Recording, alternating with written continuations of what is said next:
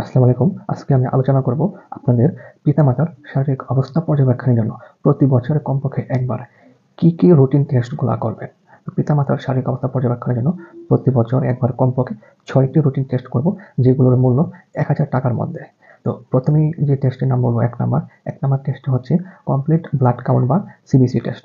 এই পরীক্ষাটি দিয়ে আপনি রক্তের কোনো প্রকার ইনফেকশন রয়েছে কিনা, রক্ত শূন্যতা রয়েছে কিনা, লিউকেমিয়া রয়েছে কিনা বা তার নিউট্রিশন স্ট্যাটাস কেমন, এগুলো সহ টোটাল ১০০টি রোগ সম্পর্কে আমরা জানতে পারি।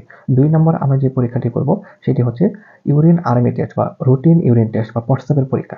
এটি দিয়ে আমরা কি জানতে পারবো যে উনার কোনো প্রকার প্রস্রাবে ইনফেকশন রয়েছে কিনা, ওনার মূত্রথলি কেমন, কিডনিতে পাথর রয়েছে কিনা, প্রস্রাবের মাধ্যমে প্রোটিন যাচ্ছে কিনা, ডায়াবেটিস রয়েছে কিনা, এগুলো আমরা জানতে পারবো। ৩ নম্বর যে টেস্ট করব সেটি হলো চেস্ট এক্স-রে পিএভিউ। যে এই চেস্ট এক্স-রে দ্বারা আমরা ওনার বুকের সমস্ত অবস্থা জানতে পারবো, ওনার লাংস কেমন রয়েছে, কোনো প্রকার ইনফেকশন রয়েছে কিনা। ৪ নাম্বার যে টেস্ট করব সেটি হলো সিরাম ক্রিয়েটিনিন টেস্ট। এই সিরাম ক্রিয়েটিনিন টেস্ট দ্বারা কিডনির অবস্থা আমরা জানতে পারবো। ৫ নাম্বার যে টেস্ট করব সেটি হলো RBS random blood sugar test. এটি দিয়ে ওনার ডায়াবেটিসের অবস্থাটা জানতে পারবো যে ডায়াবেটিসের দিকে যাচ্ছে কিনা বা ডায়াবেটিস হতে পারে কিনা। ৬ নাম্বার যে টেস্টটি করব সেটি হলো ইসিজি। ইসিজি দিয়ে ওনার হার্টের সামগ্রিক একটা প্রাথমিক অবস্থা আমরা জানতে পারবো।